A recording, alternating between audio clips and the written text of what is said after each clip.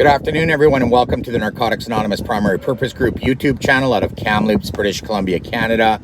My name is Ben. I'm a recovered drug addict. I'm going to be reading from our June 13th, 2021 Grey Book Reflections on this windy, overcast day in Kamloops here.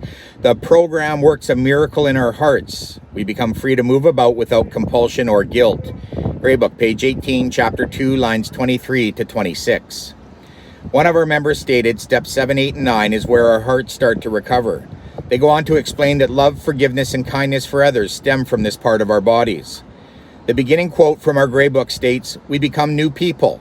The steps and abstinence gives us a daily reprieve from our self-imposed life sentences." For the recovering addict in Narcotics Anonymous, these are miracles. Before we can begin to love and genuinely care for others, we have to care for ourselves. Part of recovery is about implementing self-care. Steps 4, 5, and 6 are the steps where we start to get right with self. We begin with the inventory process and begin to eliminate guilt and shame of self. We start the self-acceptance and self-care process before we can accept and care for others. Then our hearts start to recover.